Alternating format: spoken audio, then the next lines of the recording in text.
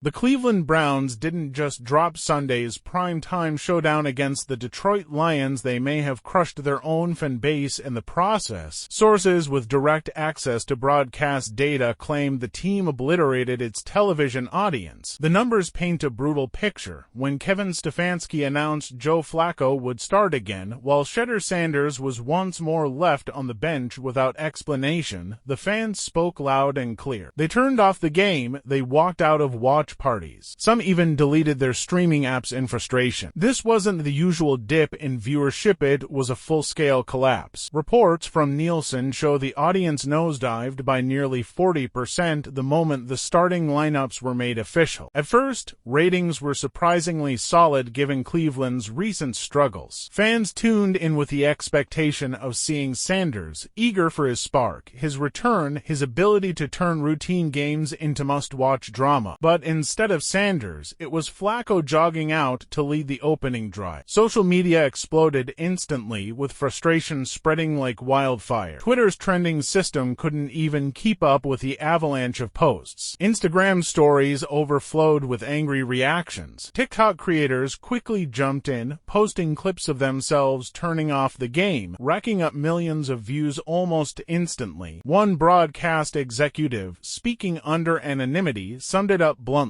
When Shedeur Sanders isn't on the field, fans simply check out. This wasn't a minor dip in ratings, it was a total audience collapse unlike anything modern broadcasting has seen. Another media analyst reportedly told colleagues in a closed meeting, "The Browns aren't just benching a quarterback, they're benching our entire Sunday night business model. Make no mistake about the ripple effects, this goes far beyond a single football decision. It's spiraling into an economic disaster that's rippling across multiple industries at once." The NFL's empire has always been built on steady ratings, dependable fan engagement, and guaranteed ad revenue. But now, Cleveland's quarterback controversy is putting that foundation at risk. When a primetime clash between playoff hopefuls sheds 40% of its viewership in real time, every network executive, every league office, and every team owner sits up immediately. And here's where things escalate even further. This wasn't just normal fan anger showing up online. Even Cleveland's most loyal fans, the traditional supporters who've endured decades of heartbreak, joined the mass exodus. These weren't casual Sanders followers drawn in for hype, they were the bedrock of the Browns fan base, the same people who stuck around through endless quarterback failures, coaching turnovers, and front office missteps. Their decision to walk away signals something far deeper than ordinary frustration. According to reports, season ticket holders started listing their seats on resale sites during the game itself. Local sports bars said customers demanded channel changes while the Browns were still playing. This was nothing short of franchise abandonment on a historic scale. Now, let's turn to the game itself, because the collapse in viewership happened alongside an on-field disaster. Joe Flacco struggled badly against Detroit's aggressive defense. His ultra-conservative approach led to predictable outcomes: 3 and outs, stalled drives ending in field goals, and punts that pinned Cleveland deep in their own territory. Meanwhile, the Lions took control of time of possession, shredded a deflated Browns defense, and built a commanding lead before halftime. The difference between the two sides couldn't have been clearer. Detroit's quarterback delivered explosive throws, maintained tempo, and filled the highlight reel. Flacco, on the other hand, leaned on handoffs, checked down repeatedly, and played not to lose. By the third quarter, the result was no longer in doubt. The Lions were cruising, and Cleveland's offense looked completely lifeless. Nielsen metrics confirmed fans kept tuning out as the second half dragged on. Even Cleveland's most loyal fans, the traditional supporters who've endured decades of heartbreak, joined the mass exodus. These weren't casual Sanders followers drawn in for hype, they were the bedrock of the Browns fan base, the same people who stuck around through endless quarterback failures, coaching turnovers, and front office missteps. Their decision to walk away signals something far deeper than ordinary frustration. frustration. According to reports, season ticket holders started listing their seats on resale sites during the game itself. Local sports bars said customers demanded channel changes while the Browns were still playing. This was nothing short of franchise abandonment on a historic scale. Now, let's turn to the game itself, because the collapse in viewership happened alongside an on-field disaster. Joe Flacco struggled badly against Detroit's aggressive defense. His ultra-conservative approach led to predictable outcomes: 3 end-outs, stalled drives ending in field goals, and punts that pinned Cleveland deep in their own territory. Meanwhile, the Lions took control of time of possession, shredded a deflated Browns defense, and built a commanding lead before halftime. The difference between the two sides couldn't have been clearer. Detroit's quarterback delivered explosive throws, maintained tempo, and filled the highlight reel. Flacco, on the other hand, leaned on handoffs, checked down repeatedly, and played not to lose. By the third quarter, the result was no longer in doubt. The Lions were cruising, and Cleveland's offense looked completely lifeless. Nielsen metrics confirmed fans kept tuning out as the second half dragged on. Fans weren't flipping over to other games in search of excitement, they were checking out of football entirely. Reports indicate Netflix usage surged, YouTube engagement spiked, and streaming platforms experienced unusual traffic for a Sunday night. The NFL wasn't losing viewers to rival broadcasts, it was losing them to total disengagement. Then came Kevin Stefanski's post-game press conference, which instantly turned into a disaster. Asked directly why Sanders remained benched despite another dreadful performance, his response backfired. "Joe gives us the best chance to win," Stefanski repeated flatly. The room erupted. One reporter pressed further, "Coach, viewership collapsed by 40% tonight. Fans are demanding refunds. What do you say to them?" Stefanski dodged the question, hiding behind vague references to internal evaluations and competitive decisions. His discomfort was visible, his answers unconvincing, and his credibility cracking live on air. ESPN's Sunday Night Countdown quickly turned the fiasco into a headline topic. Analysts dissected the unprecedented nature of the situation, openly questioning whether Stefanski would survive the season. One veteran commentator didn't mince words: "Kevin's not just losing football games, he's costing the league money. In today's NFL, that's unforgivable." Another analyst added, "Front offices will tolerate losing record. What they won't tolerate are ratings disasters that undercut revenue sharing, broadcast deals, and sponsor trust." By Monday morning, the crisis had escalated further. League executives reportedly held emergency meetings, with the commissioner's office raising serious concerns over Cleveland's mishandling of Sanders. At its core, the NFL is an entertainment empire first, a competitive sports league second, and this controversy was shaking its very foundation. When a single franchise decision begins to drag down league-wide viewership, outside intervention becomes unavoidable. The NFL may project public neutrality on roster choices, but behind closed doors, pressure is mounting quickly. Broadcast partners are especially alarmed. They've poured billions into media rights with the expectation of steady, reliable audience engagement. Sanders isn't just another young quarterback, he's a ratings magnet, a generational draw who attracts demographics that normally ignore traditional football coverage. Keeping him benched doesn't just hurt Cleveland's local market, it disrupts national viewing patterns, primetime scheduling, and even advertising rate negotiations. According to insiders, network executives have already reached out to league officials, demanding answers and hinting at schedule changes to limit Cleveland's national exposure. The fallout doesn't end with TV partners. Sponsors are rattled as well. Major brands tied significant investment to Sanders' star appeal, and his absence throws marketing plans into chaos. Endorsement value, commercial shoots, and youth-focused campaigns are suddenly in jeopardy. One marketing insider put it bluntly, "Shedeur drives engagement numbers we haven't seen since Mams burst onto the scene. If he's benched, our entire campaign strategy collapses."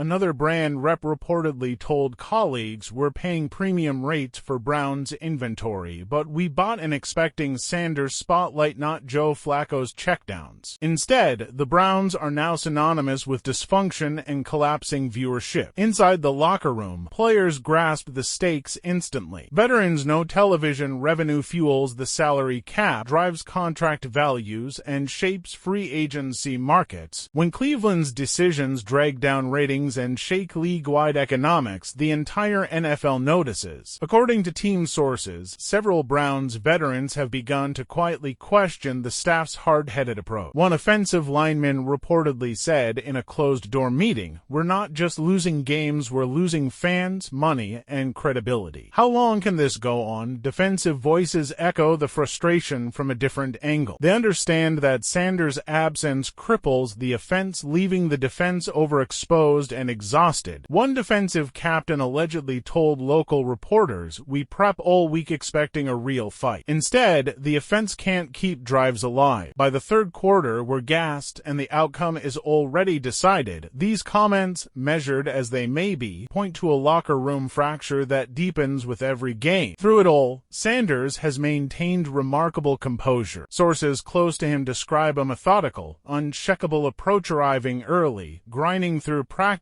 backing teammates in public, and steering clear of media-driven drama. Still, his demeanor appeared to shift after Sunday's benching. Sources close to the team noted clear signs of frustration on the sideline. Cameras caught Sanders shaking his head, gesturing at the field, and engaging in tense discussions with offensive coaches. His body language said what words could not. He was growing restless with the situation. Behind the scenes, his representatives are reportedly weighing their options. While a trade demand is unrealistic under a rookie deal, talks have begun about the team's long-term commitment. One agent put it bluntly, "Teams show their priorities through actions." Cleveland's actions speak volumes about how they value Sanders. Another insider revealed that Sanders' camp is carefully monitoring, evaluating whether the Browns provide the right developmental path, competitive chances, and organizational stability needed for his career. And here's where the story escalates. The fallout stretches far beyond one player. Incoming draft classes are watching, taking note of Cleveland's dysfunction. Top quarterback prospects could steer clear during pre-draft interviews. Free agents see the instability and either avoid the Browns entirely or demand inflated contracts just to consider signing. The organization's reputation has taken a massive hit, and repairing that damage may take years of steady leadership and proven commitment to player development. Meanwhile, Kevin Stefanski's seat grows hotter by the week. His authority is crumbling in real time, every decision second-guessed, every move scrutinized. According to sources, ownership has begun a full-scale evaluation of the coaching staff, organizational structure, and on-field results. The head coach's future is now hanging in the balance. While public remarks maintain a tone of support, private discussions reportedly focus on contingency plans, possible replacements, and timing. Stefanski is well aware of the professional reality coaches can withstand losing if they preserve fan trust, locker room unity, and organizational stability. He's losing all three at once. Team owner Jimmy Haslam now faces an impossible decision. His support for Sanders has been widely known, and his frustration with recent coaching choices is increasingly visible. Yet dismissing a head coach midseason brings chaos, signals failure at the highest level, and resets the competitive timeline indefinitely. Sources claim Haslam was privately furious after Sunday's catastrophic ratings collapse. One executive close to ownership said, "Jimmy's not just upset about losing games, he's worried about the franchise's value, fan loyalty, and relationships across the league." This situation touches everything. Inside the front office, the tension is just as sharp. Andrew Berry's reputation rests on analytical decision-making, roster construction and long-term planning. Sanders' benching not only undermines his draft strategy, but also raises doubts about his quarterback evaluations, exposing a gap between front office priorities and coaching decisions. Insiders say Barry has been pushing aggressively for Sanders' return, presenting data to ownership that outlines the competitive upside, developmental benefits, and long-term advantages of putting the rookie under center. His case suggests the Browns' path forward is clear. Sanders isn't just the future, he's the necessary present. His recommendations have reportedly been brushed aside, creating organizational tension that grows worse each week. Now let's focus on the fan perspective, because ultimately, their reaction drives everything. Cleveland fans have endured decades of heartbreak at the quarterback position. They've lived through draft busts, disastrous free agent signings, bad trades, and failed development plans. Sanders symbolized something different: hope, excitement, and the real possibility of a franchise quarterback. His benching feels like betrayal, a predictable cycle of mismanagement repeating itself yet again, another golden opportunity squandered. The frustration is real, the anger is justified, and the abandonment is easy to understand. Social media movements are spreading fast. Fan groups are organizing boycotts of broadcasts, staging protests at games, and even returning team merchandise. One organizer explained, "This movement isn't about abandoning the Browns, it's about demanding accountability, competent leadership, and respect for the fans. Starting an inferior quarterback while sitting a generational talent is disrespect we refuse to tolerate." Another activist added, "Our wallets speak louder than words. When attendance drops, merchandise sales fall, and ratings collapse, ownership has no choice but to listen." Meanwhile, national media coverage is exploding. Major sports networks are dedicating entire programming blocks to dissecting Cleveland's dysfunction. Top podcasts are breaking down the organization's failures from every angle, amplifying the controversy and fueling the narrative that the Browns are on the brink of an avoidable disaster. Written content continues to dissect Cleveland's decision-making, questioning coaching competence and ownership interference. The Browns have become both a cautionary tale and a case study, serving as a league-wide warning of what happens when football decisions clash with business reality. Former players are weighing in across the board. Retired quarterbacks are calling out Stefanski's stubbornness, legendary coaches are suggesting organizational intervention, and Hall of Fame executives are recommending immediate change. Their words carry authority, shaping public perception and increasing pressure on the current leadership to act. One former Super Bowl winning coach put it bluntly during a live broadcast, "Kevin is coaching himself out of a job. When you're losing games and hemorrhaging viewers, the margin for error vanishes quickly. Don't expect an easy solution." Several scenarios are on the table, but none provide a clean outcome. In scenario 1, Stefanski finally gives in, names Sanders the starter, and attempts to salvage the season despite lasting damage. In scenario 2, ownership steps in, forces a quarterback change, and permanently undermines the coach's authority. In scenario 3, the Browns stay the course, risking further ratings collapse, more losses, and deepening dysfunction. Each path forward carries heavy consequences that could shape the franchise's future for years. League insiders believe Cleveland's situation has become a turning point for the modern NFL, where the entertainment value and fan engagement now weigh just as heavily as wins and losses. How do leagues balance team independence with the demands of commercial success? When a single franchise decision begins to threaten league-wide revenue, what safeguards are in place? There are no simple answers. Yet Cleveland's dysfunction is forcing the NFL to confront these underlying tensions between on-field autonomy and business imperatives. Broadcast networks are already reacting. Sources close to scheduling confirm the Browns are in danger of losing prime-time slots, marquee matchups, and nationally televised exposure as networks protect their investments, avoid ratings ratings collapses and prioritize games with guaranteed engagement. For Cleveland, the consequences are unprecedented shrinking visibility, reduced recruiting appeal, and the growing perception of organizational irrelevance. The ripple effects extend well beyond football. Ticket sales are predictably falling. Secondary market values have plunged. Corporate suite renewals are in doubt. Once long waiting lists for season tickets are evaporating. Even local businesses that rely on game day crowds are voicing concern. Cleveland's economy, tied closely to the Browns' performance and fan enthusiasm, now suffers from their dysfunction.